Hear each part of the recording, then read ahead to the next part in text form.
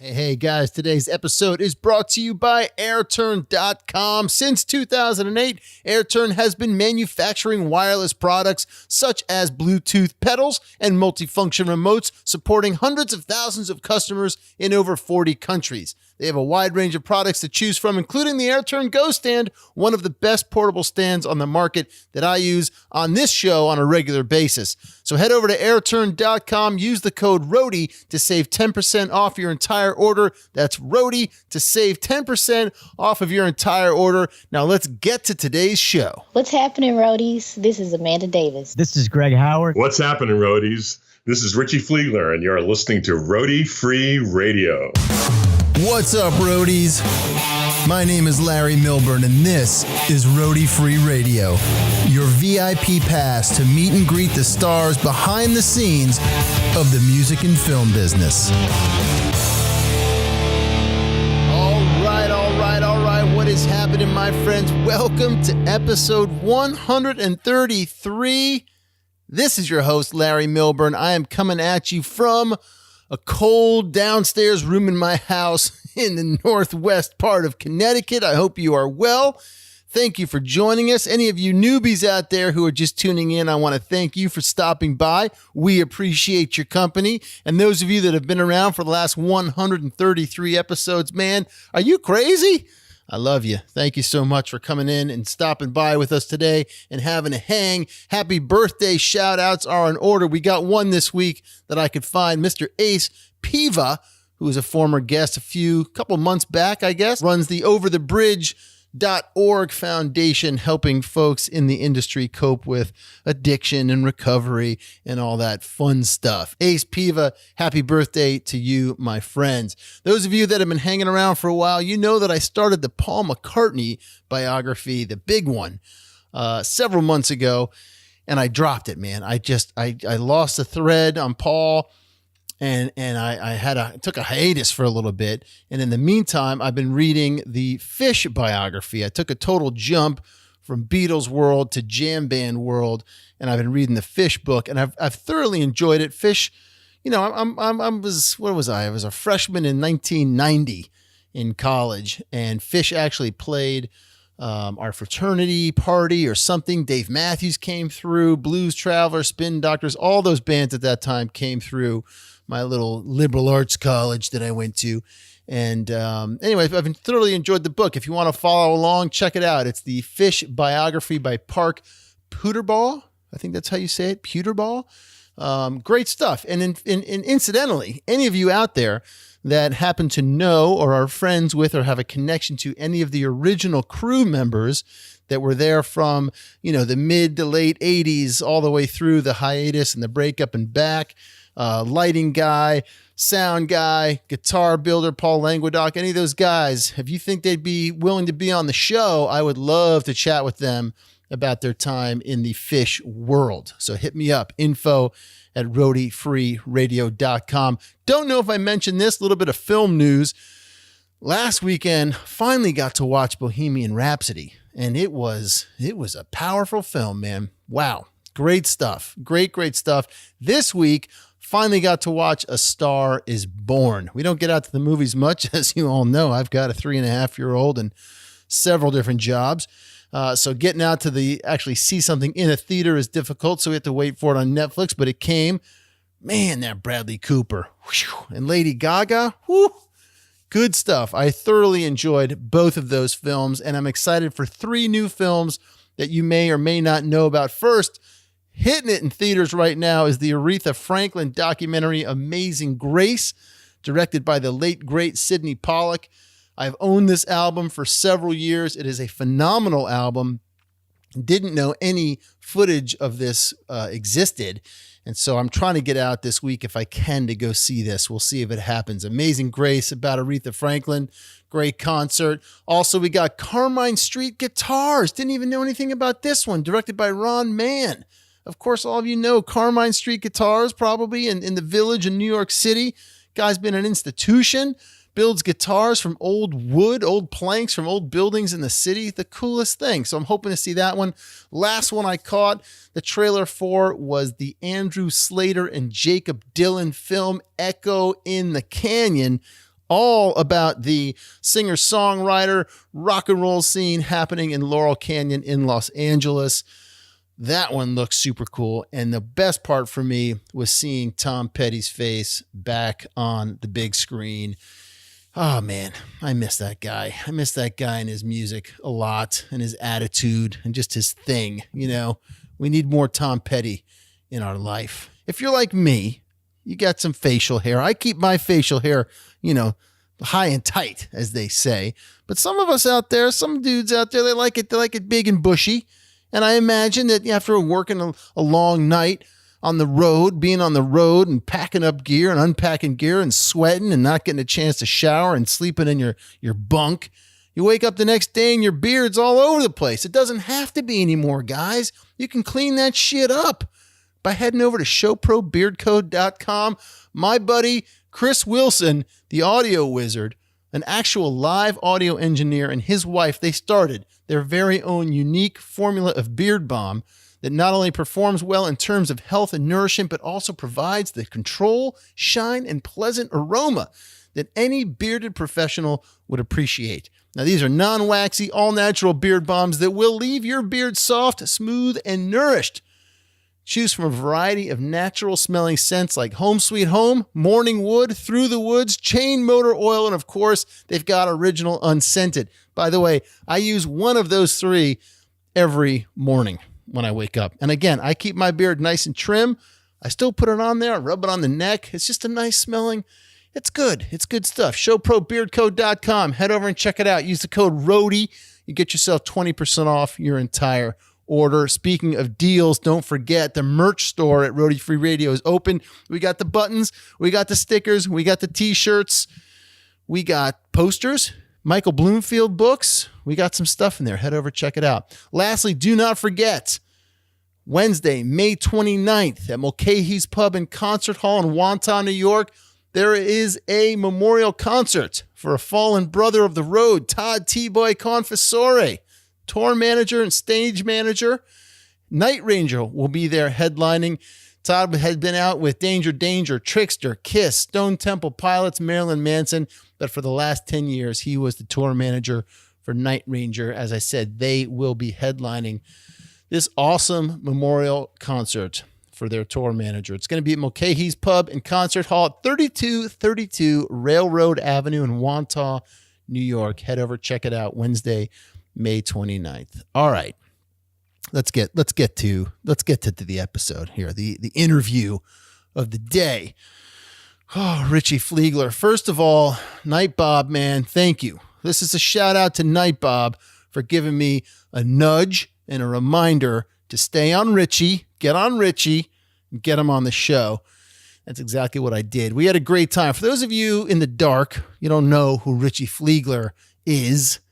He's a fucking great dude. First of all, he is a notable guitarist known for his extensive work with John Waite, Lou Reed, John Cale, Tom Verlaine, Johnny Copeland, Alice Cooper. The list goes on and on. But he's also a popular author on the subject of all things guitar, my friends. He's been in several magazines, and he's penned 2 Bibles that every guitarist needs to own. First one is called Amps, the Other Half of Rock and Roll. Second one is called The Complete Guide to Guitar and Amp Maintenance, a practical manual for every guitar player.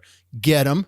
They're in the show notes here on this episode. Just click it, takes you right to Amazon. Boom, you get the book. I get about a penny for that, but you get a shitload of knowledge about how to take care of your gear. He is affectionately known in the industry as the amp guy. And it's no wonder, because the man worked for several years under Jim Marshall at Marshall Amps before heading over to Fender, where he spent a real long time, and he rose very quickly to many high-level positions and really helped to bring Fender's brand back into focus and build them back up into what they were. God damn, we had a good time. He's a very cool dude. We had a fun interview. I hope you guys enjoy it as much as I did doing it, hanging with Mr. Fliegler. And, as always, we go to places that you're not going to expect, that you're not necessarily going to get on other shows. I'm going to go deep. I'm going to go deep with these people. It's not just about the gear. It's about the man or the woman behind the gear. Listen, if you're out there on the road, you got to look good. You know what I mean? You can't just show up in some torn up pants, not having the right equipment. So I want you to head over to stagehandsclothing.com. Based in Chicago, this husband and wife team, they have created the one-stop shop for backstage professionals who are always working hard behind the scenes and count on high-quality, durable workwear. They carry everything from men's and women's apparel and plenty of super cool gear to keep you ready for the next task. Now use the code ROADIE over there. You get yourself 20% off your entire order. Again, that's ROADIE, 20% off your entire order. All right, here we go. Here's what I want you to do. Pick it up, strap it on, plug it in, turn it up, wait for the tubes to get nice and warm. Just let them warm up. Hear the crackle. Yeah, I think you're ready now. Here we go with Mr. Ritchie Fliegler. Hit it. Call yourself a roadie. Call yourself a roadie. Call yourself a roadie. You're in Arizona now. That's your thing? We've been out here for 24 years. What's a nice Brooklyn boy like you doing in Arizona? Exactly. Well, you get the call, right? So how far do you want to go back? Do you want me to tell you what I'm doing in Arizona? Do you want me to tell you how I wound up in Arizona and start when I was a pupa? What are you doing in Arizona? Let's go with that one. Right now in Arizona, I am self-employed with a very tight relationship with a company called TMB Partners. We are a marketing and advertising agency. And, after I left Fender, you may have heard them. They make guitars and amplifiers. Yeah, I know a little something about them. Exactly. They were actually an amplifier company that did a very great, if anybody knows about line extensions, I think the guitar line at Fender is probably one of the best line extensions that has ever been created. Smart move. Yeah, pretty good. Hey, can you imagine that conversation? It's like, Leo, and it was not his idea. It was Don's idea. Hey, Leo, we should probably make guitars too. You think? Yeah, okay. Yeah, let's try it. Let's try it. What could go wrong? And not only was that a smart move, but then they kind of nail it. Yeah, right?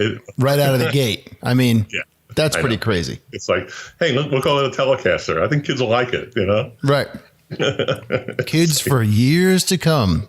Yeah, exactly. Trying to compete with that. Anyway, what am I doing? So that's what I'm doing. I'm a gun for hire in the marketing and advertising racket.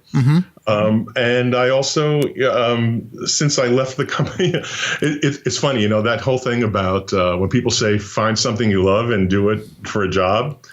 My version is find something you love, do it for a job, and then you'll hate every minute of it and turn it into a job instead of having it be something you love.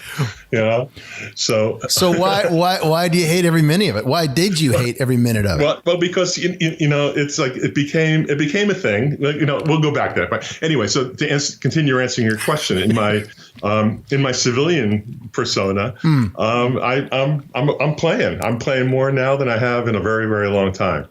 And so I'm out making music. I'm playing guitar. I've through a couple of friends of mine convinced me that I could sing and have taught me how to sing. Something I only ever used to do on the Great Protest. I got to tell you that I was I needed a little bit more time before our interview kicked off. I had a bunch of stuff this morning. And so I finally got to sit down and jump into my research and everything. And so I've just been watching some of your videos. And the first one that popped up is you and another gentleman whose name I can't remember, riffing on "Give Me Some Lovin'." 73, I think it said, something like that. So we live in a world of segues, right? Let us not. And this show is certainly no stranger to a good segue. Yeah, and let us not constrain ourselves with trying to avoid non sequiturs and what would appear to be like a coke rap, to use a term. There are no constraints on Roadie Free Radio. Anyway, so that was videoed by a gentleman named Eddie Greenberg, who was the lab assistant at the Pratt Institute Film Department on what was at the time probably one of the first Porta Packs. Right. And so what was I doing there? What I was doing there is I was attending Pratt Institute in Brooklyn and majoring in film, which is something apparently you know about as well. I do. And so that's kind of, that was the beginning of a lot of things that turned into a lot of other things, Yeah. So let's go back into the early Brooklyn days. Yes. Tell me about the environment in which you grew up, Ritchie. Yeah. Okay. So I'm a product of, let's call it the New York metropolitan area, right? Mm-hmm. Born in Brooklyn, lived in Queens, did the Queens white flight to Long Island, back to Brooklyn to go to college kind of thing. Lived on Gramercy Park, just off Gramercy Park for 25 years in the 70s and 80s. So that was the milieu, right? Mm-hmm. Where I grew up. I grew up during the time, I'm 66 years old. I'm not ashamed of it. I'm happy to be alive. Yep. Still have good hair. I still have hair. It's Yep. I could convince you that it's not as fabulous as it used to be. I saw the videos. I know it. I know what it was in '73. Anyway, so but I grew up in a world of, let's call it, possibilities, right? My father was a mechanical engineer tied to aerospace at the time. My uncle was a chemical engineer who worked with Wernher von Braun on the first successful U.S. rocket launch. When I was growing up, everybody that I hung out with, all my friends' fathers, because it was the old days. So my friends' fathers worked in one way or another as engineers or technicians in some sort of aerospace, going to the moon, something or other, right? Yeah. So, that's kind of there, right? That's this pod, right? The other pod was, at 4 years old, my parents said, you're going to learn a musical instrument, right? So I was 4 years old. So, what do you do? Right. So that was in Queens, and I took lessons on the recorder, right? The little, Oh yeah, sure. Little flutophone thing, right? Yep. And so I'm in this recorder band for preschoolers, right? Down in Bayside, or Beach Hills at the time. And even then, right? So I'm 4 years old, and the teacher says, we're doing a recital at Forest Park, Queens, and someone needs to play the solo, and Richard, that is you.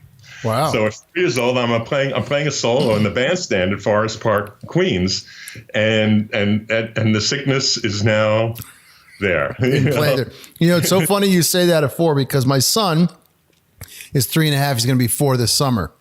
Yeah.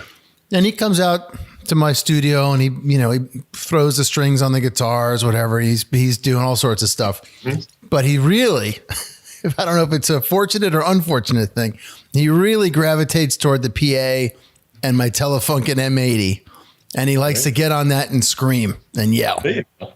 So I may have a lead singer on my hand. He's already got the ego to go with that. That would be unfortunate, but hey, But I said to him literally this morning, because summer's coming, and we're like, buddy, you want to take Spanish lessons? No. Do you want to learn how to play the drums? No. You want to learn how to play the guitar? No. I said, well, listen. One of those three, or two of those three things, is definitely going to happen. That is for sure. That's right. Right about now. And I think I probably was introduced to the acoustic guitar probably 4 or 5 years old. Yeah. And then it started. But then it was recorder. Yeah. So it was recorder. So, and they started the dominoes were like, flop, flop, flop. Yeah. Right. So at 6 thereabouts, cut me some slack. At 6 thereabouts, I started on violin. Mm-hmm. Right, with the Maurice Portnoy was my violin teacher, who to this day looms large. And he taught me a couple of things. One is, it's funny how these things happen. It's I have a lot of fun with friends who, I can be not somewhat, I can be very pedantic at times, and that's okay. It's just who I am. So he taught me a couple of things. One, before you touch your instrument, you wash your hands. Right? Mm-hmm.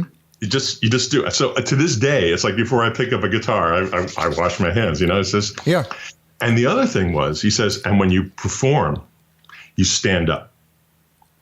Interesting. And and his whole thing was, you stand up because it shows respect. He says, I mean, that was his whole thing. You know, when you're standing in front of your audience, they're coming to see you. I mean, I'm 6 years old, for God's sakes. You know what I mean? He says, it's like you stand up and show. So to this day, when I'm doing my solo acoustic things, everybody's sitting down, and I stand up because I feel like if I sit down, like the ghost of he's going to find you. Of Mr. Portnoy is going to come and find me and just like, you have disrespected your audience. Yeah. But there's a lot. I think. Again, this is going to happen a lot. I think there's a lot to it, right? The idea of standing up, respecting, washing your hands. I think words have meaning. I mean, I'm a professional word guy. I think when I hear words like the word gear being applied to a musical instrument, it kind of rubs me, gives me a little friction. You know what I mean? Yep. To me, gear is like a carabiner. You know what I mean? Or a choke line. A violin or a guitar or a beautifully built amplifier is an instrument. Yep. And I got that from Mr. Portnoy. That's interesting. Wow. You know what I mean? Who just really instilled this this thing. I don't know how to describe it, but it's. I mean, I love music. I take it very seriously. Everything I've ever done in my life that means anything is, either, soulfully or saying goodbye to my wife. See you, Les. Not for, just for the day. Right. Yeah.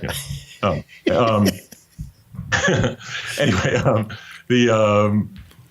it has been related to the fact that I started playing recorder. You know what I mean? That's how I make my living. It's how I pay for my house, put my son through college, whatever. It's so when you think about that, yes, when you sit here now at 66 and you think about, damn, it all goes back to that at 4 years old. How does that make you feel?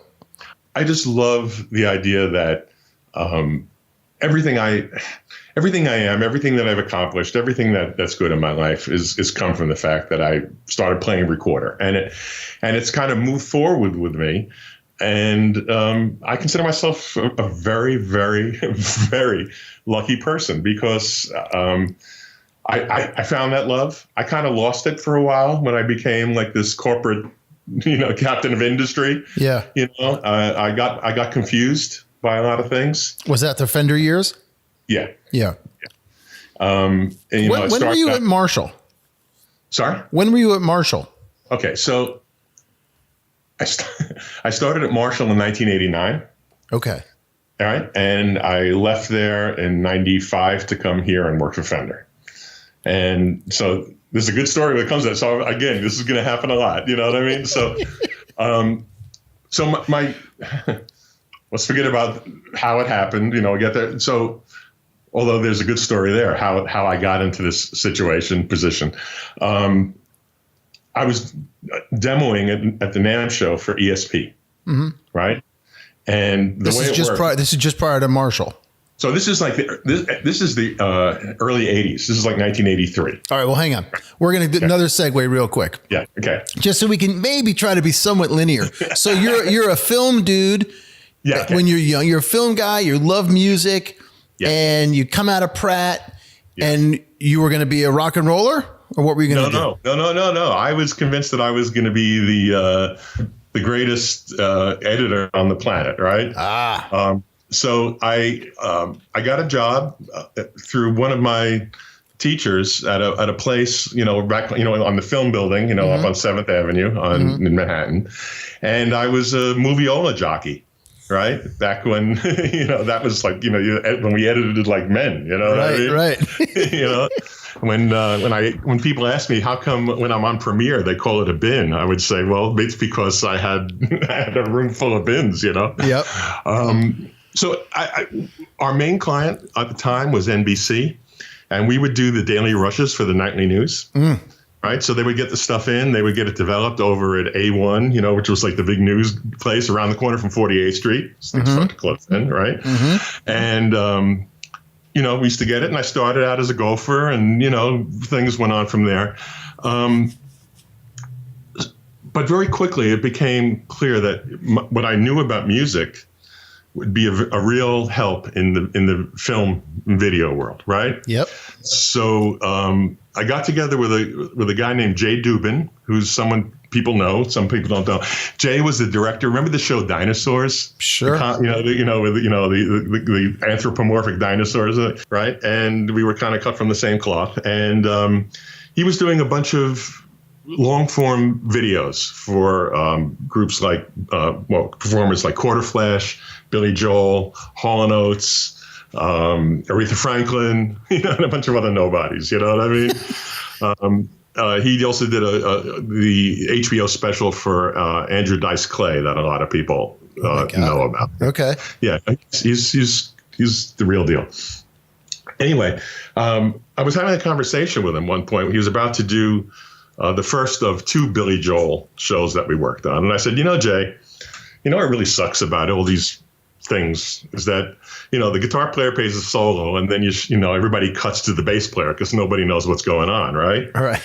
I invented a job, and that was we called it musical director, but it wasn't musical director. It was the director of musical things to come in the truck, right? Mm-hmm. So most of the time we used Unitel, so we'd be sitting there.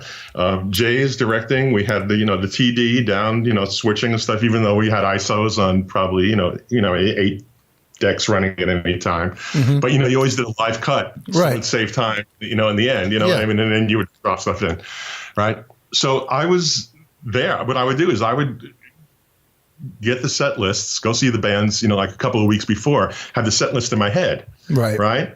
And so while Jay is calling cameras, right? And let's say you're in the second verse and there's about to be a B section. After the B section, there's a guitar solo. Let's say about halfway through the B section, I would say, Jay, 4, 3, and 2, hero on the guitar, right? Yeah. In 20 seconds, give or take, right?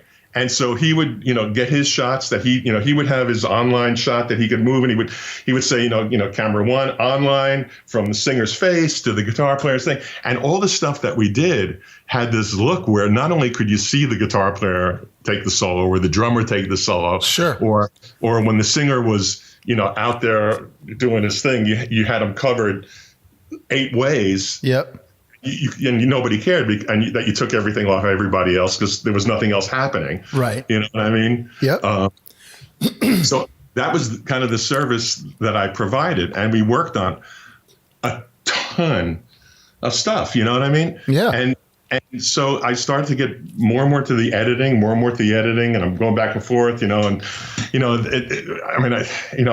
the moviola, started working on Chems and Steenbecks, and then, would again, just sitting in a room watching somebody else edit, on when they went to the, the 1-inch video decks, you know what I mean? Yep. Which was, and so I became this, there was this whole other world out there. While that was happening, I said, this really isn't what I really want to do. I'm good at it, but it isn't what I love. So I wanted to put myself in the mix somehow. And I got a job at a place called the Guitar Lab in Manhattan, mm-hmm. which was the place. There was, there was Danny Armstrong, there was Charlie LeBoux at the Guitar Lab, Carl Thompson. That was pretty much it at the time, right? And, I'm a classic. I fixed radios, fixed TVs, built my own guitar amplifier. It's like one of those guys. And because but incidentally, I've had a lot of guys on the show like you who came out of that same time period, same kind of dad. Yeah, and they all had a knack for some sort of engineering, technical proficiency, sort of a thing. Yes. And the Beatles hit, right? And Rebellion hit, and all that stuff came at the same time. And music, it's just fascinating. There's been several of you guys. Yeah, it's interesting. So the Beatles, we're doing it again. So when the Beatles came out, I was still playing violin, right? Right. And I watched that same show that everybody else watched, and it was nice, but it didn't.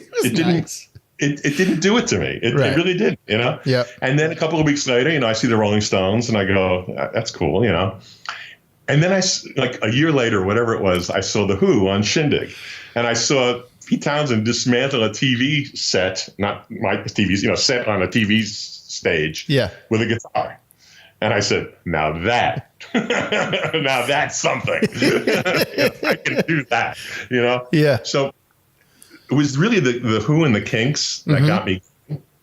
After that, I was more of a Rolling Stones guy than a Beatles guy. I really didn't come to the Beatles till much later, probably the 70s. I went back and listened to them and said, these guys are really good. You know what I mean? Someone should sign these guys. someone should make records of these characters. But you got to remember, like, when the Beatles are doing, not necessarily She Loves You, but, it's still early on, the second and third the albums. pop stuff, Yeah, before Rubber Soul and Revolver, when it really got like, it's like, at that same time, I'm listening to, the Kinks, the Who doing Happy Jack, Jeff Beck playing the solo and Mr. You're a Better Man Than I, you know what I mean? Yeah. I'm going, this, holy mackerel, this is like crazy stuff, you know what I mean? Yeah. So that was really more my milieu on that point. Anyway, so going back, I got a job at the Guitar Lab. The idea being that this was the place, and all the cool people went there. Later, if we need to ask me my Peter Frampton story, and I'll tell you. But everybody who was anybody, would go there, and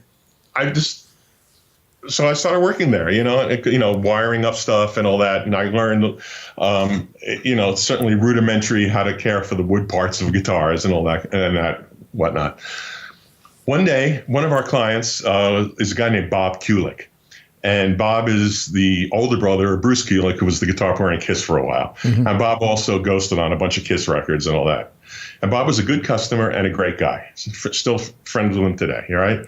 And Bob was the guy, when we repaired the guitars, we would hand them back and say, here, you wanted it for this. Let me show you how we fixed it. So we would play them, right? And Bob says to me, I really like the way you play. I said, wow, thank you. You know what I mean? He says, I'm currently playing with John Cale. I said, oh, J.J. Cale? He goes, no, John Cale from the Velvet Underground. And I'm leaving John's band to go play with Lou Reed. He was leaving to go play on the Coney Island Baby album, right? He says, I can put in a word for you if you'd like to play, right? So this is now 1976. And I said, sure. So the plan worked, right? And I auditioned for John and got that gig. And that was it. That was still do the video stuff on the side that I described to you. Yeah. But now I'm a musician, and through John, John was really an amazing mentor. Brilliant musician. I mean, studied with Aaron Copeland, played in a band with Lou Reed. I mean, and everything in between, a real musical mind, right? Mm-hmm. Super creative and really helped me understand, the thing about, is John Lennon the greatest guitar player or the worst guitar player who ever lived, right, and no one knows, you know what I mean? John Cale, John was very much, he always had that fight in him. Mm-hmm. It's, do I want to play like, Dave Davies playing the solo and You Really Got Me, which sounds like, hey, let's go buy a guitar and play it. Yeah. That's like, how hard could it be, Right. Or do I want to play, like Bucky Pizzarelli, you know what I mean? It's like, so John always had this constant fight to try and be which John Lennon John Cale wanted to be. Right. And he really kind of instilled that in me, where, it's like my likes are, I don't really care if you can play or not. I don't care if you can play notes as long as you can play music, Right. Feeling. And yeah, but it's not just feeling. It's like the unashamed lunacy of it all. You know what I mean? Mm-hmm. So what John did is he put me right in the middle of a scene, right? Because now it becomes 1977. My first show Well, actually, my second show with John was at the Palladium, which was on 14th Street, opening up for Patti Smith on New Year's Eve. It's like, so here's 4,000 of our closest friends. You know what I mean? And so immediately, he was not just a mentor; he was my entree into a thing, right? Yeah. And again, friends. I have friends for life. You know what I mean? Yeah. All the guys in Patty's band. The Blondie folks. I've played on a number of their solo records. Still friendly. Patty was boyfriend was Alan from the Blue Oyster Cult. You know what I mean? And we got friendly there. So all the the Rich Neesons and the Rich Factors and where does Nightbob fit in, and how does Desmond come in, and how does that whole world collide? Right. That's how it happened. Right. Right. Right. And so from John, I went on to play with Lou for a while. Worked on a bunch of records, made, again, a lot of friends, guys like, Elliot Randall, is still, Facebook friends now. Hey man, but it's like you don't speak to him for 30 years. Hey, what's new? Nothing. Okay, gotta go. That kind of thing. The first record I ever played on, because of now being in that, was a woman named Genya Raven, who most people may or may not know. Mm-hmm. She was the singer in a band called 10 Wheel Drive. Okay. And, she came down to CBGB's one night where we were playing, and said, I want that punky guy to play. You know what I mean? So what I could deliver was that I could play. I was capable of playing, but I was also, because what I learned from John, I was capable of not playing, if that makes sense. Sure. Yeah. You know what I mean? Yeah. And it was really kind of about, like the Lou Reed story was interesting. So Lou hires me. He says, we're going on a tour of Australia. Great. When did we rehearse? Oh, there's no rehearsal. We're leaving next Wednesday. He says, if you don't know these songs, you shouldn't be in the band.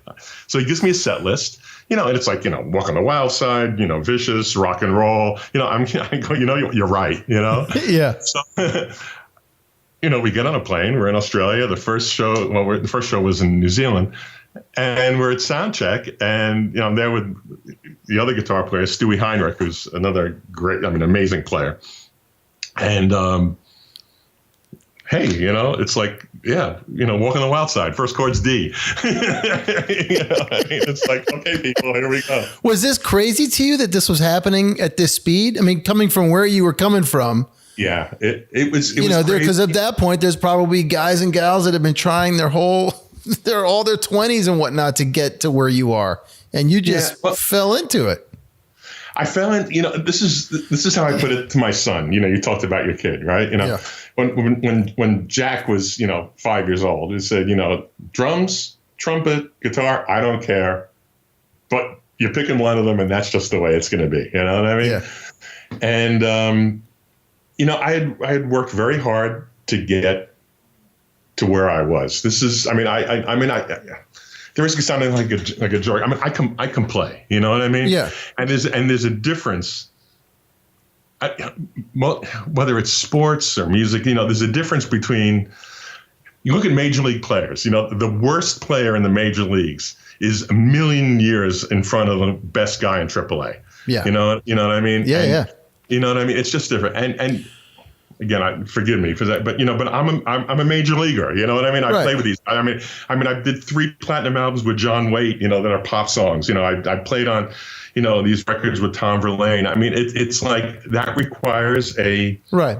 But wait, the key though is while you were editing, before you left that sort of full time, you were still playing. You were still practicing. Were you the kind of guy who was coming home at the end of you weren't doing it at the end of the night because you were probably editing it all hours of the day. But when you had a chance, were you sitting there practicing, just dissecting records? Yes. I always had a guitar in my hand. I was always copying something from a record. I was always, and the thing was weird. I've never, up until about 10 years ago, I never played in a cover band. You know what I mean? I always played in bands, again, I played with John Waite, I played with John Cale, I played with Tom Verlaine, I played, Lou Reed. You can argue that the Lou Reed band I was in was the greatest cover band of all. Right. You know what I mean? We Yeah. had the original singer, and everything, but, I always had a guitar in my hand. You know what I mean? So when it started to happen, I was happy and I was delighted, but I wasn't like, how could this happen to me? Right. Right. You knew you had a secret plan. Right, buddy, you know what I mean? Yeah. You had a secret plan. Yeah, it was a plan and it worked. And so let me ask you this one. Yeah. Mr. Fliegler. Yes, sir. No, not you, your dad. Oh, my dad. How did Mr. Fliegler take to, again, because that generation, different kind of thing, right? So how did he take to, here you are, you're working at a studio, you got a job, probably didn't pay much, but it paid something. And now you're on stage with Lou Reed. Yeah. So the way I put it, I'm not a household name, but I did live in Manhattan from the early 70s to the mid 90s. And my only income creator was a guitar. You know what I mean? So, and a razor blade and a film splicing block. But, that came to me because I had, my parents were not, my parents were not fans. Mm. It wasn't the easiest thing in the world. I am one of four. There is a lawyer, a doctor, an accountant, and a guitar player. Wow. Yeah. Did they ever come around to it? Did you get to have a lot of times with these stories, someone's like, but they came to see me at the Garden and we're like, okay, or hey, yeah. I became a company guy. I work for Fender now, Dad. Isn't this cool? Yeah. So when it came to the Fender thing, they were very proud of me. But I wasn't ready to, I'm not so sure how, I don't know if I handled it the best I could possibly handle it. Because it was like, oh, so now I'm like, Mr. Six Figure, like suburban Phoenix guy, now it's okay, right? Right. But when I was playing my father's place, with John Cale, here's the joke. I'm the same guy. You know what I mean? It's like, yeah, so it's a tough one. It is a source of, it's an evolving thing. That my parents are still with us, and it's an evolving thing. You know what I mean? I do. It's amazing. Sure you do. Oh yeah. So long and short of it. So it's like 1983. ESP, the guitar company, is setting up in the United States, and the guy who's running ESP, a guy named Steve Kaufman, who also has David Rule and Bob working for him. You know what I mean? It's like, this is it. This is the problem. If you don't know Dave Rule, Bob, or Desmond, or Rich Neeson, you can't work in this town. You know what I mean? It's just like, you can't, and I knew all of those guys through Desmond. I don't know if you've ever spoken to Desmond Sullivan, but Desmond was a roadie for the New York Dolls and the Dictators. Okay. Right. And I met Dez and the Dictators because of my closeness to the guys in the Blue Oyster Cult, who were managed by the same group, right?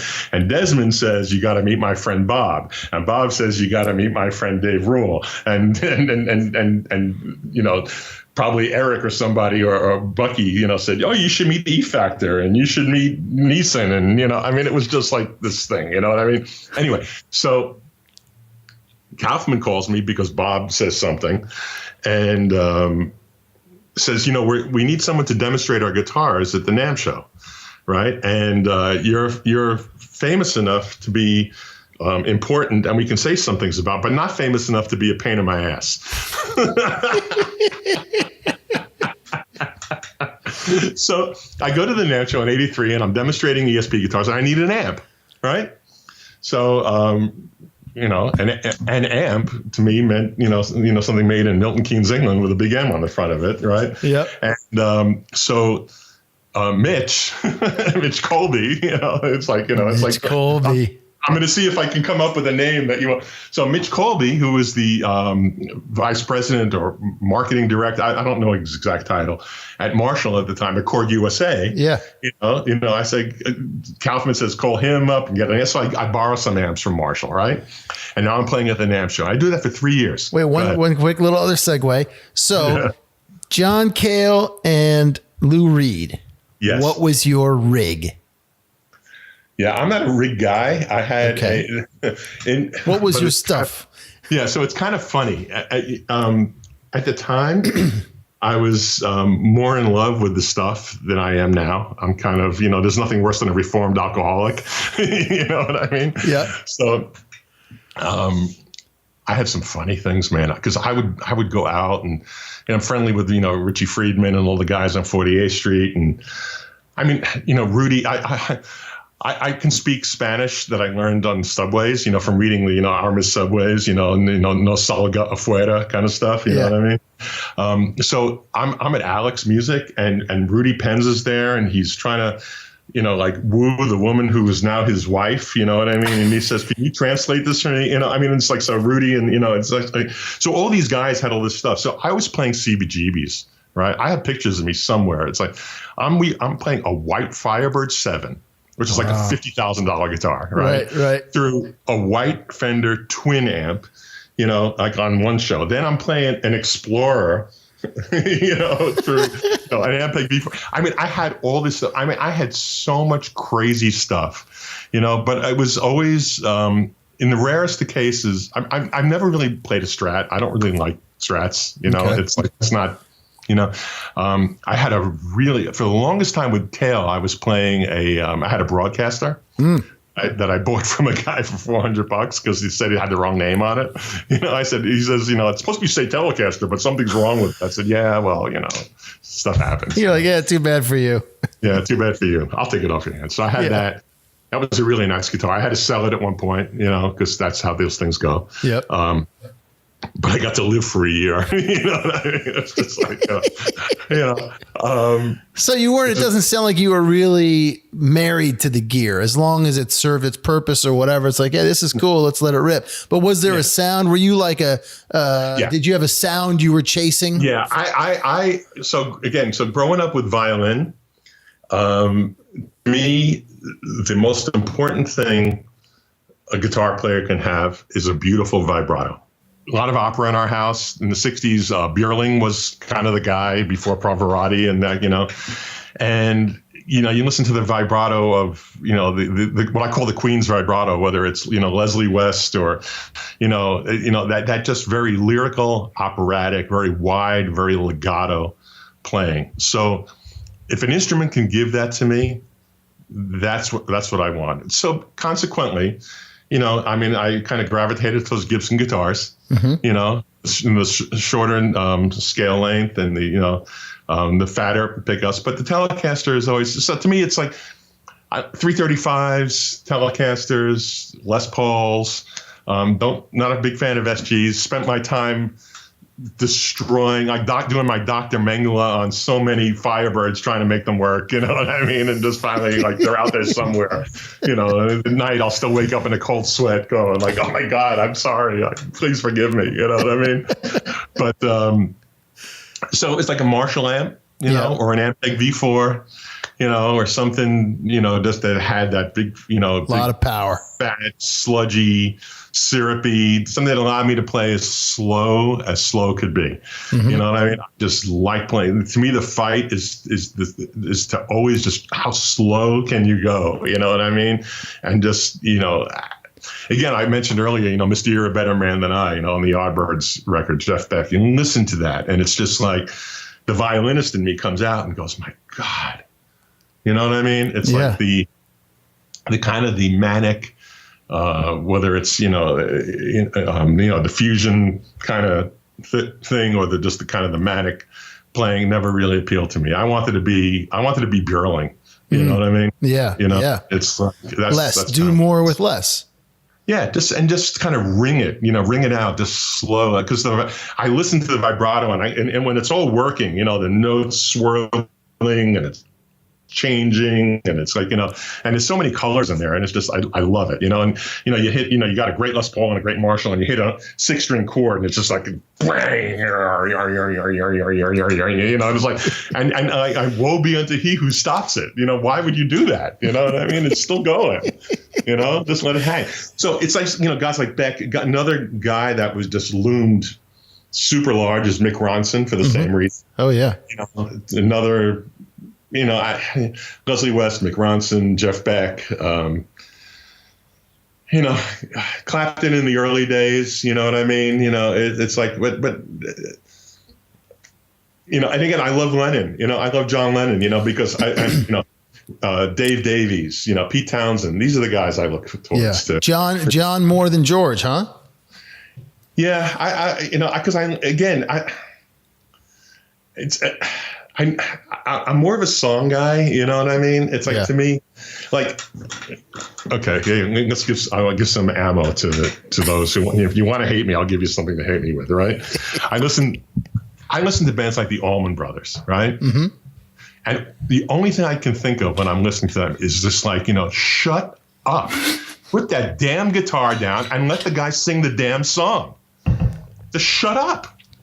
You know what I mean? It's like, and it drives me nuts. Because you're not a jam band guy. I'm not a jam band guy, and I just want to, like, it's just like I don't want to hear that stuff. You know what I mean? Yeah. It's like, and I know, believe me, I know. I mean, might as well. I'm in Arizona. I don't have a gun, but maybe I should get one before I. It's like, I mean, that's why I can't listen to Hendrix. I can't listen to any of these guys. You know what I mean? It's like. I just want to. It's like, So you're a huge Deadhead then. Yeah, exactly. You got your copy of Moxio, whatever the hell it is. Exactly. I just want to hear a song. And I want to hear somebody sing it, and just and the guitar playing should be. I'm not a fan of where the guitar playing is the thing, I guess is what I'm trying to say. Okay. You know what I mean? Yep. And, which isn't to say I don't like George. I do like George. But to me, the thing about Lennon is his very much the same as Townsend. I mean, people say, oh, he's a great rhythm guitar player and he smashes guitar. There's a song on the Who Sell Out called Sunrise, right? Where Townsend, like makes the mistake of letting people know that he's like an amazing guitar player. You know what I mean? When you listen to that and you go, really? It's like, you shouldn't have done that. You know what I mean? Yeah. And you know what I mean? It's like, I don't know. I just like that. Here's a song. I'm going to sing it. And if it has a guitar, that's great. If it doesn't have it, it's great. If you're going to play the guitar, just lay out. You know what I mean? And, have a solo. It's fine. You'll get there. It's like, we're all young. It's going to happen. You know what I mean? But just take it easy. Just take it easy. I don't know. That's just, I know that, listen, imagine being the senior vice president of Fender and saying, hey, how about Hendrix? And I go, yeah, whatever. You know what I mean? How about not? I got a question. What did you learn from a guy like Lou Reed? Because you're also talking late 70s, early 80s Lou Reed. Yeah. Guys, he's got some miles under him at that point. He's learned a few things. What did you learn from being in a band with him? Yeah. So I learned the same thing from Lou and John that I learned from working with Bill Schultz at Fender and Jim Marshall and all these other guys. And when at that sound check, that first sound check when I was going, it's like Lou just looked at me and says, and remember, there's 3 guitar players in this band, right? There's you, Stewie, and him, right? Yeah. And he says, if you don't know what to play, just play nothing. And I looked at him and I said, really? He says, yeah, just play nothing. It'll be fine. And if I learned anything from Lou, it was, if you don't know what to play, just play nothing. And the power of doing nothing, of laying out, is a big part of it. Yeah. So I learned, and I also learned the power of these guys.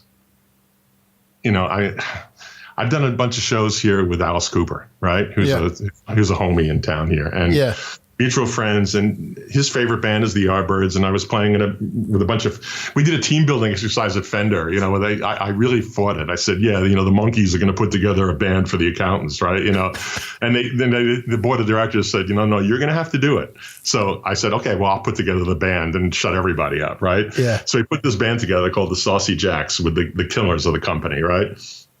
And we did all, you know, Stones, Beatles, Who, Yardbirds, Kinks, you know, and just like went out there with like guns blazing, you know what I mean? So much so, it came to the Alice found out about it and said, you know, my favorite band is the Yardbirds. I would like to play with these guys, right? and we've done a bunch of, you know, he has a big charity show, big involved in the community here, right? Yeah. And so we're playing, you know, it's like, you know, we're being backed up at one point by Robbie Krieger, who, oh yeah, you used to be, what was that band you were in? You wrote that Light My Fire song. What was that, right? You know what I mean? So we're the same as Lou. These guys, I mean, until you've put together a set list, you sit down at a table with every song in the world available to you, and you sit down with Alice Cooper, who's been putting together set lists since I was 15 years old. And you go, what's a set list, right? This guy is the freaking Leonardo da Vinci of putting together a set, right? I mean, it was mind blowing. So why? Because what did he do? He it's up, it's down, it's quiet, it's loud, it's pulling him in, pushing him away. I mean, it's like it's a complete.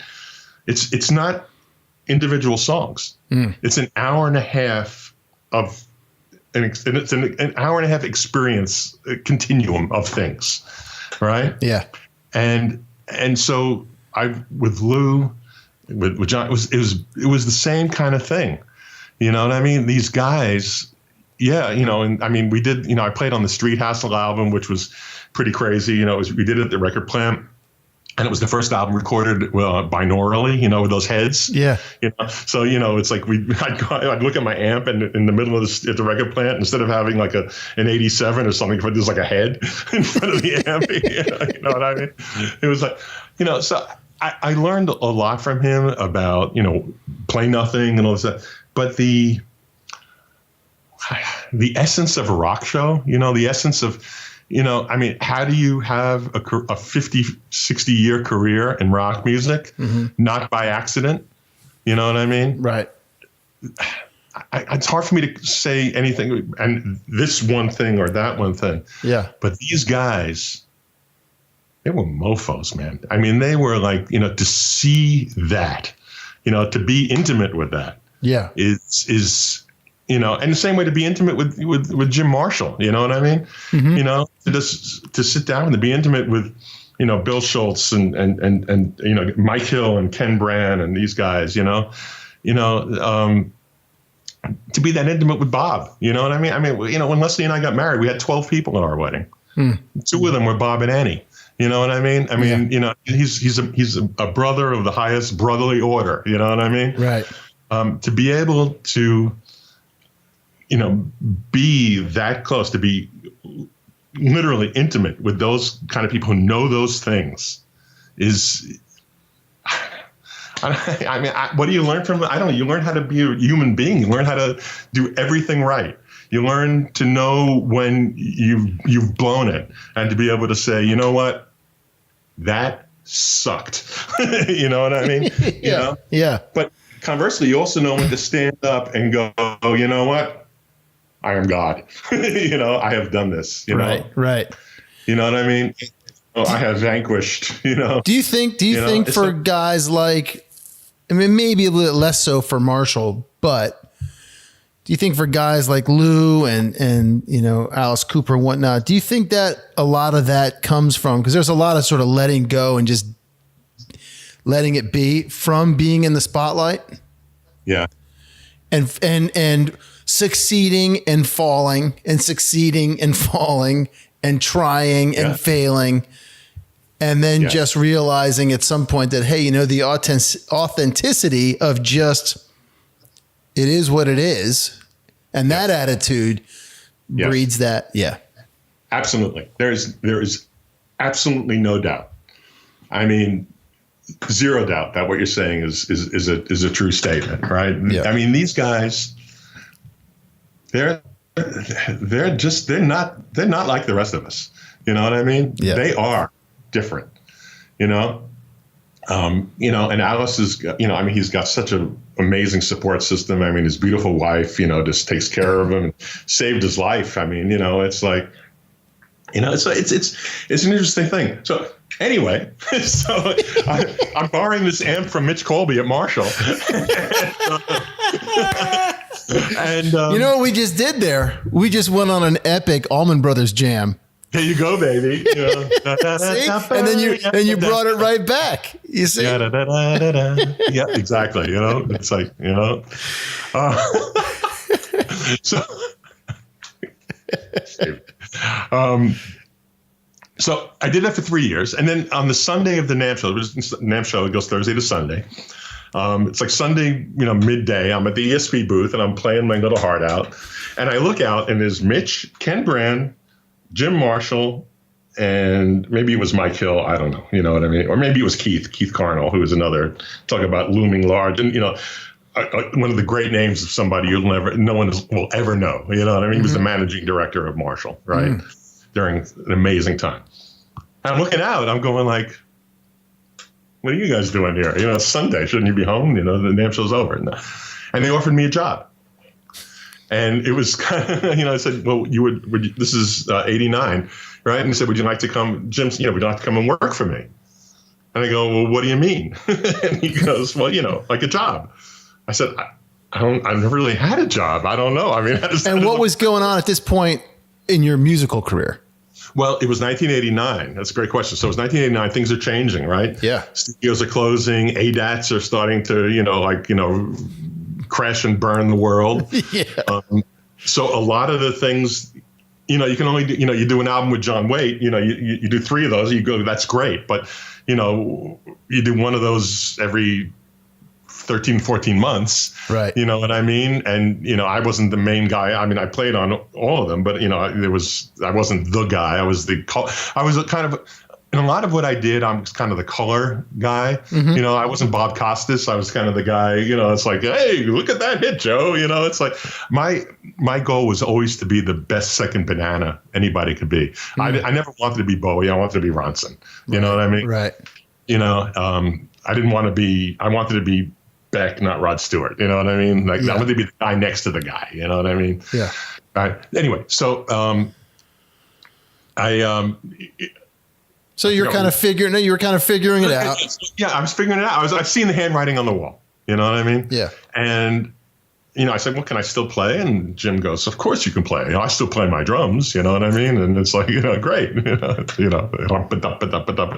And so I took the job. Mitch was my boss, and we had a great old time, man. We did a lot of really cool stuff. We grew the company. I was there all the time. I would go there 10, 12, 13 times a year over to, Milton Keynes and hang out with them. We got really close. It was a beautiful thing. It was only one problem. And that was Mitch was my boss. And that's a positive thing. In other words, he's doing a great job. And I think he's like 6 months younger than I am. So I didn't want him to get hit by a car crossing the street. So I'm looking at, what am I going to do? You know what I mean? Right. Right. So we had a lot of success at Marshall with Valve State and JCM 900 and all sorts of other things. That 900, man. I remember that amp. My best friend Victor had that amp. That series of amps there was a lot of compromises of making that amp because there were EL 34s were no longer available in large scale. I mean we went through a lot and I think we succeeded. We did well. You know what I mean? And one day the phone rings and it's Mike Lewis at Fender, who is another friend, right? So Mike was the marketing manager of Fender amps, and since I was the marketing manager at Marshall amps, I figured we should be friends, right? You know what I mean? Because if one of us couldn't help you, what's wrong with you? You know what I mean? Yeah. That's kind of always been my thing. You know what I mean? It's like, wait, real quick. So Mike calls me and says, hang on real quick before you get there, before you get to that call, because now you've been with Marshall for how long? A year? 6 years. You were there for 6 years before this call comes. Yes. How did it feel obviously you were still playing, but maybe you weren't out touring and doing all that shit. So how did it feel those first 6-8 months? Now I got a job. It was a process. Hey, Ritchie, how you doing, man? You gonna be down at the club? No, I got a fucking job. It's a school night. It's a school night. Exactly. It was a process. But I was kind of ready for it. You know what I mean? Because I was, in my late 30s, mid 30s. I had done it all. It wasn't like, not to, forgive me. It wasn't like I was playing at Holiday Inns doing, you did Rick James covers. You know what I mean? And all of a sudden I had to get a job at a bank. Right. You know what I mean? Yeah. I mean, I've got platinum records. I got gold records. I've been all over the world. I've played and stuff. And I'm being offered a job at Marshall. You know what I mean? It was okay. Yeah. Yep. It was okay. And, so I did that for 6 years, and the phone rings, and Mike calls me and says, hey, Ritchie, how's it going? I go, it's going great, Mike. He goes, Bill Schultz is here. He wants to talk to you. I said, okay. And Bill gets on the phone, and he goes, like, Ritchie, Mike tells me you're the guy at Marshall that's kicking my ass.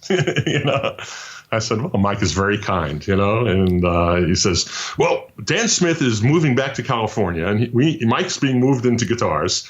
And we need a marketing manager for amplifiers. Would you like to come and work for Fender?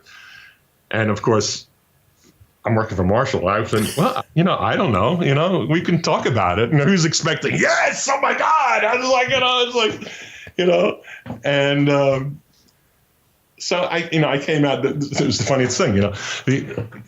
I said, sure, let's talk about it, right? So I meet them in Frankfurt at the Frankfurt Fair, right? And I get off the plane, and Bill's talking to me, and I says, so if you were the head of Fender amplifiers, what would you do? I said, Bill, everything.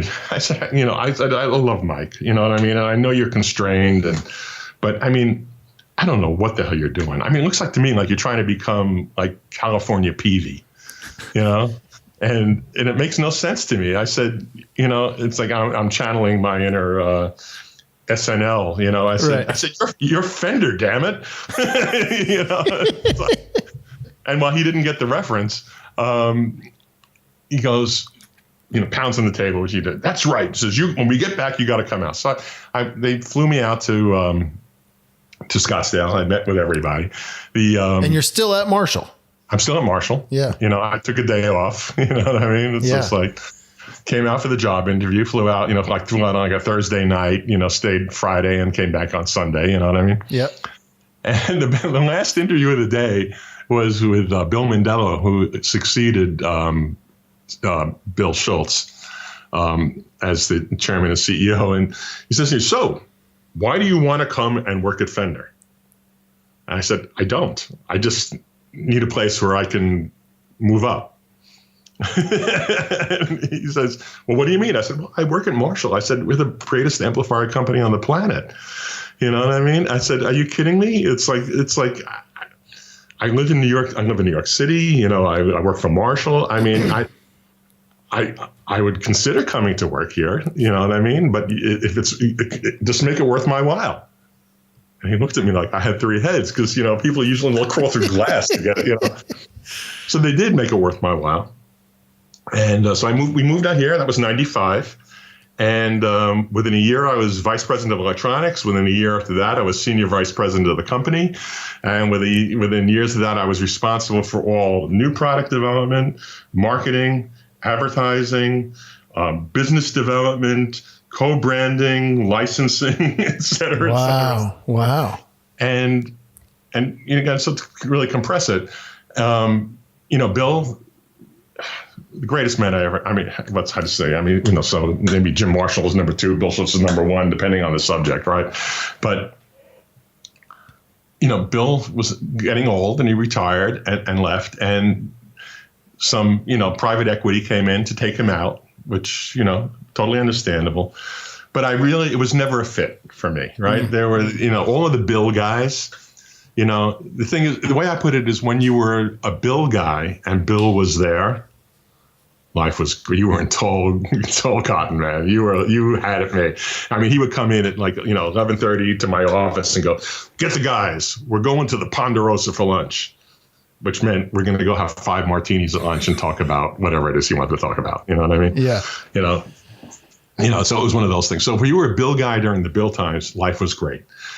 If you were a Bill guy, once Bill left and the private equity geniuses came in, it was hell on earth.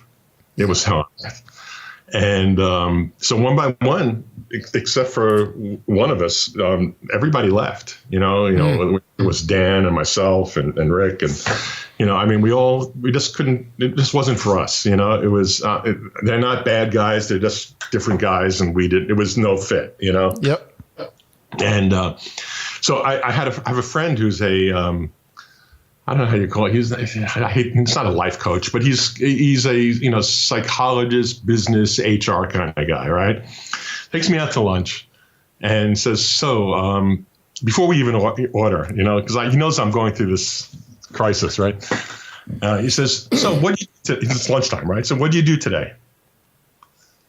I said, what do you mean? He says, what did you do so far today? I said, well, I reviewed a contract. I did an artist agreement with somebody. I reviewed a couple of budgets, and I made a call to the office in London. And I just stopped. And he looked at me, and I looked at him, and I just looked at him. I said, you son of a bitch. You son of a bitch. He goes, yeah. What do you love? I said, I love music. Music is my life. He says, when was the last time you touched a guitar? I said, I haven't touched a guitar in a year. I hate guitars. Wow. They killed them. I don't want to go near them. He says, are we done? I said, we're done. Let's eat. A week later, I quit. Wow. I had no job. I had nowhere to go. I said, I'm getting out of here. I have to get out of this. This is not me. And I left. That was 2007. For a little less than a year, just to keep myself occupied, I took a job as the VP of marketing at Barrett Jackson classic car auction. I had a lot of friends there and kind of played with classic cars, had some fun with it. You know what I mean? Yeah. Trying to, that was like a salve on a wound that, that didn't work all the time, but was fun, Yep. And did that for a while. But I eventually just kind of ended it and said, you know what? I'm at my best when I eat what I kill. I do what I want to do. I make music. I work with people that I like. I tell people I don't like to go away, and that's what I've been doing since then, And I've hooked guys with Tom Blank at TNB Partners, who's just the most creative, most fantastic. I mean, just has been, just a lifesaver for me. I mean, a conduit of nothing but goodness and creativity and that's what I've been doing. And, in MI, I still work with Fishman, because Larry is a dear, dear old friend. And, some other companies, some top secret projects, you know what I mean? Right. That are going on now through, connections, because God knows, I got those, thank God still, But, most of my clients are in manufacturing and in the Midwest and in Arizona, and they're really fantastic. They're great people, but they can't break my heart. And the fact that they can't break my heart makes me love them and makes me work really hard for them. And it's really good. That's awesome. Why you're drawn to this marketing thing? You like that? That's another part of you. What is it about that? Aside from, you've got this whole musical side, obviously, as well. What is it about the marketing and the branding? And I mean, you've obviously, from Marshall, while that may have been a transition into that world, you transitioned into that world and harnessed some other part of you. What is that? So, it's a part that I think a lot of us have. And, again, I mean, I don't know if Jim, may he rest in peace, would have said he was a great marketeer. But let's face it, he took a copy of a Fender Bassman and turned it into the greatest amp brand in the world, right? Yeah. Bill Schultz took a company that CBS couldn't give away. I mean, Yamaha passed on it. PV passed. PV wouldn't buy it. Wow. Wow. I mean, they couldn't give it away. And by the time I left, when I started there, we were doing 175 million. When I left, we were doing about 600 million. Wow. You know what I mean? Yeah. I mean, so what is it? I spent most of the 70s and most of the 80s as a guitar player. I am a pretty darn good guitar player. I can name you 100 guys that are better than me and a million guys that are worse than me, right? Mm-hmm. But I always worked. And what I didn't know was that inherently I understood sales and marketing because I created a thing. I created a brand of me, of what I brought to it, right? Which was always able to get a sound, fast, paid attention, showed up on time, which doesn't sound like much, but it's like, it does. I mean, you're reliable. I was reliable. If a session started at 9 o'clock in the morning, at 9 o'clock, I was ready to play. It wasn't like I didn't show up at 9. At 9 o'clock, I would look over at the producer and say, we're ready to rock. You know what I mean? It's like, so when I worked at Marshall, there was another guy there, Larry DeMarco, who is a schooled marketeer. And again, there were a lot of guys. Mitch knows, and Mike Covens, and he rest in peace. They knew a lot of it. But what Larry had was he had a real pedigree, right? I lost you. But you back? Yep. Okay. So what Larry had is Larry had a real pedigree. And took me under his wing, and another very pedantic guy, which served me very well. So I would say something, and he would say, well, there's a word for that. Let me tell you what that is. And he'd say, so I would say, I would throw these things out, and when he would use them, and took me under his wing to teach me marketing, right? And what it is, so I knew I was doing stuff. Somehow I survived, created a brand, did things. Larry helped me codify it, and now Larry DeMarco, he's now at Electro-Harmonics. He does a lot of their online stuff and does marketing for Electro-Harmonics. Before Korg, he worked at the old timers remember the Electro-Harmonics Hall of Science on 48th Street. Yeah. Larry managed that, right? And then went on. So, Larry really looms large. Bill Schultz invested heavily in me. He sent me to Northwestern University, advanced courses, advanced MBA marketing kind of things, where again, I'd be in there with this person's from Coca-Cola Brazil, this one's from Kraft, it's like, and it would be like, so I'm Sally, I sell cheese and Kraft. I'm Joe, I sell, Coca-Cola in Madrid. Hi, I'm Ritchie. I'm the senior vice president of marketing of Fender. Really? It was pretty cool. But you also obviously have another recipe, another ingredient in your recipe, which is that you're clearly a personable guy. Well, thank you. Right. Thank you. And you're outgoing. And you play and all that kind of stuff. And those things all play into being a great marketer, really. Right? Well, I think the trick is to pay attention. Right. You got to listen. It's like being in a fucking band. It's like being a band. The thing, it's like, hey, man. It's like the way I always put it to people is like, if you're in a band and you're playing at each other, it's never, you have to play with each other. Yeah. And like so many people are playing at each other. And that kind of goes back to, it's like those comments I made. I feel like a lot of these people are just playing they're throwing notes at people. Yeah. You know what I mean? And it's just like, playing the violin and playing, I never played in a professional orchestra, but I played in high school orchestras and all that kind of stuff, and you're one of like 60 people, and your part may be like, dun, dun, dun. You know what I mean? And it's like a thing. I mean, it's like being the bassoon player in the Philharmonic. You know what I mean? Yeah. It's like, hey Joe, let me hear your part. It's like,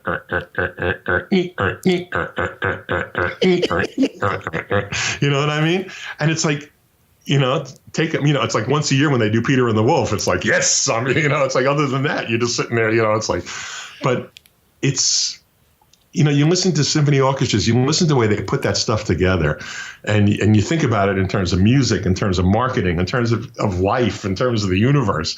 You know what I mean? The way those pieces work, a lot of people talk about, why sports are good for kids. It's like teaches them teamwork. Well, I maintain, and it would be impossible to change our mind, that, music is the same thing. Yep, absolutely.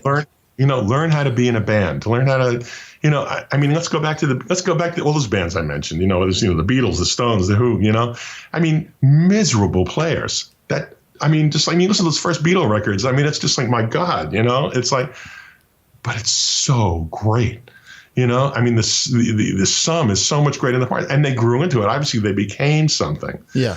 But you listen to those first records, it's just, they were so great. But if you dissected it the way, especially guitar players tend to do, you know what I mean? It's like, I've actually heard guitar players, say, John Lennon, George Harrison couldn't play. It's like, really, really, right? I'm going to go get something. We're going to get something here. We're going to listen to something, and you tell me, Yeah. Well, it's like you hear people, I've heard the same argument about Ringo. Listen, anybody who thinks Ringo isn't one of the top 5 rock drummers ever, let me just say it this way, is just a moron. Yeah. They're an idiot. You know what I mean? Yes, I do. Are you kidding me? Yeah. There's all this great stuff. On YouTube, you can download the original backing tracks and stuff. Yeah. You get like these original Beatle tracks, you can download the original backing track for Help, right? Which is Ringo, Paul, and John just strumming along, right? Wow. And play along with that and feel. You can feel. You're there, right? You're adding your guitar part to Ringo, John, and Paul, right? You're the guy doing the overdubs, right? Yeah. Yeah. You talk about sitting, that big sofa with your fat ass down on the couch, kind of thing. It's just like you just flop into that. Yeah. Like a bosom, you know what I mean? It's just like, come, play into my groove. Yeah. You know what I mean? Yeah. It's like, be a part of this. It's like, oh my God, it's mind blowing. You know what I mean? What's the in your mind, what's the perfect pairing? Guitar, amp. Oh, Les Paul and a Marshall. Come on. It's just like this, you turn a Marshall on, 8 or 9, you get a good Les Paul with real pickups in it, not something crazy overwound, and just play, man. It's just, I did it, I did a show just a couple of weeks ago with I have an early release of this new product that Boss came out with, this thing they call the tube amp expander, which is not dissimilar to the amp top box or a number of other things. Okay. And so I'm doing this thing, and I just played the show with my, a little Marshall and the expander, tube amp, TAE tube amp expander, and one of my Les Pauls, and it was just like, guy comes up to me afterwards doing sound. Says, "What are you using?" I said, "Well, yeah, I pulled up my Pro Code cable that I bought in 1977 to go play with John Cale. That is still like my guitar cable. Have you ever replaced it? No, it still works. It's like nice. It's not broken. Yeah. And I just, it's like, really? Yeah, but well, see, there's this volume control and there's this pickup switch. You can do all sorts of stuff with this. You know what I mean? It's like, so. I watched that video. What's that? I just like a good Les Paul and a Marshall. Not obviously, but everything I own has been tortured. My poor amp. My guitars are pretty much stock, but my amps have been tortured. I feel it's like you don't want to be reincarnated as one of my amps. You know what I mean? It's just like. And so I have this, another amp I use. I have this Princeton. Well, it says Princeton Reverb on it. You know what I mean? But it's it's a box that says Princeton Reverb on it. And so I use that. It's like those kind of things with Les Paul. Anything that's got a Vox AC30, AC15, a good Marshall, and a Les Paul or a Telecaster. That's to me. That's it. I don't need anything more. I really don't. I'm not I have no problem with effects. I use them when appropriate, but for the love of God, if you're out there and you have a real guitar and a real amp, and you're using some kind of a stomp box to get a distorted lead sound, I mean, it's like, what are you doing? What the hell is wrong with you? You know what I mean? It's like, I had this thing, because I do have a pedal board for some of the stuff I do, right? Yeah. And so this is great. A friend of mine who's like a real pedal geek, right? He's got his copy Premier guitar, and he's talking about the relative merits of 75 different versions of a fuzz tone. You know what I mean? He says, when you were playing those solos, man, oh my God, when you stepped on that thing, what was that? Oh, that's my bypass pedal. Because what do you mean? I said, when I take a solo, I hit bypass. I turn everything off, and it's the guitar right into the amp. He goes, no.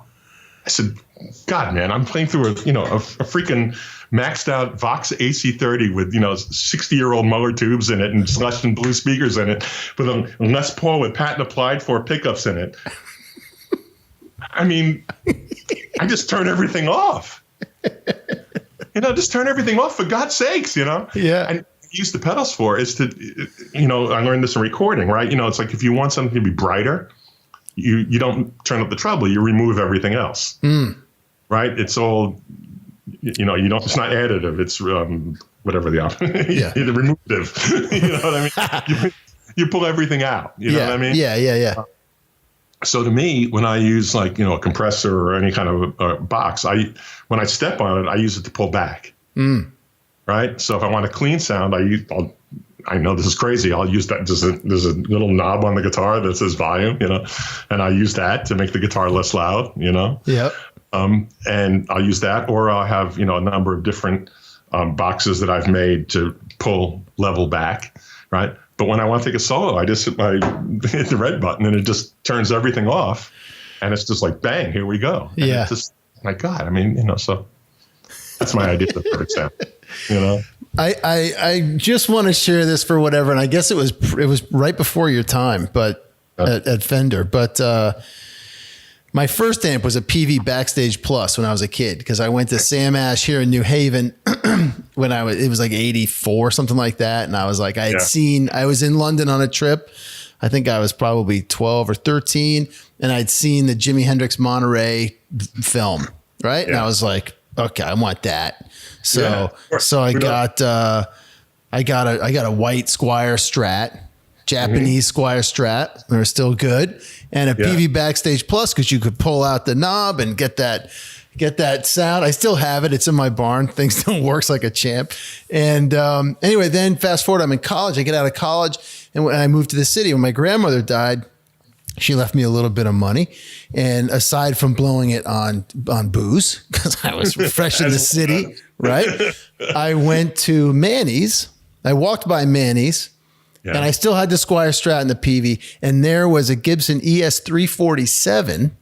Wow. Which I'd never seen. Didn't even know what the hell that thing was. A little black switch on it, which I've come to realize, was a, not a bypass, but it was a coil tab, right? Coil tab, yeah. Yeah. And a Pro Junior, those Tweed Pro Juniors, right? That's a Mike Lewis. Mike Lewis did that amp. That's before me. And I bought them. Bought them both. And when I lived in the city, I lived in an apartment. I couldn't crank that thing up. When I moved to LA, I went to a rehearsal place, and I was like, what does this do if I just bring it all the way up, man? And all of a sudden, it was like, oh, there's the Allman Brothers. There's that thing, right? And then you bring it back down, and you get a nice, fat, heavy, clean tone, but bring it back up, and it was like, oh my God, there's this gorgeous singing, hollow body, distorted guitar. And you're right, and real players, well, they need a guitar and an amp. Yeah, I'm going to push back a little bit. Okay. It's a big world, different strokes for different folks. Sure. If you're happy, I'm happy. You know what I mean? Yeah. It seems that the world has gone insane, where everybody's got these beautiful amps now. Right. And they're debating the relative merits of different germanium transistors to make them distort. Right. You know what I mean? I do. I just think it's kind of insane myself, but right. If someone's happy, then I'm okay with that. Yeah. I'm gonna wrap it up because we got to wrap it up. Yeah. We could do a part 2 easily. Anytime. We never close. Platinum albums. Yes. Toured with, I mean, shit, if Lou Reed was the only name on your resume, that would be enough. Yeah. Phenomenal run at Marshall, phenomenal run at Fender. Yes. You're in this other great zone right now. Yeah. Sure. You put out 2 books, tons of articles. Oh yeah, those. Building, right. We haven't even talked about that stuff. Thank you, Dad. Yeah. What are you most proud of? I am most proud of the fact that I have a beautiful, wonderful, talented son, and I've been married to the same woman for 34 years. And my home, my life is blessed beyond. Like I said at the top, there may be people as lucky as me, but there's nobody luckier than me. Man, I could spend 10 hours telling you stories about people and things and places and teaching John McEnroe and Bjorn Borg guitar and cooking with Iron Chefs and on and on and on and on and on. But the fact that I'm just proud of the fact that I kind of held it together and have been able to attract just great people. I mean, I have friends. I've known Nightbob since before Jimmy Carter was president. You know what I mean? It's like, and I still talk to him once a week. You know what I mean? That I have friends, and family and a life. That's what I'm most proud of. That's what makes me feel good. Awesome. Ritchie Fliegler. Yes, sir. Dude, I thank you for your time. Oh, I thank you. There's a lot of guys doing what you do, but there's nobody doing what you do. I think that. Thanks, man. I appreciate it. No, really. I listen to your show and podcasts, whatever. I don't know what you call them these days, but I just like the way you handle it, man. You know what I mean? And I appreciate that. It means a lot coming from you, man. Well, I really do. And so as you can tell, I have something to say. I wanted to get it out somewhere. And, I'm glad that we were able to do this. It makes me feel really good, man. Cool, brother. Well, thank you. You're welcome anytime. Right on. There you have it, folks. Ritchie, my man, thank you so much for being on the show. It really meant a lot to me. Guys, stay tuned next week, episode 134. We're going to find out who our guest is. During the week, you can follow us at Twitter, Facebook, Instagram, SoundCloud, iTunes, Google Podcast, YouTube, and Spotify, all as Roadie Free Radio. Don't forget to check out the website, roadiefreeradio.com. Send me a note because I want to hear from you. That's info@roadiefreeradio.com. And my friends, in the meantime, you all be safe out there.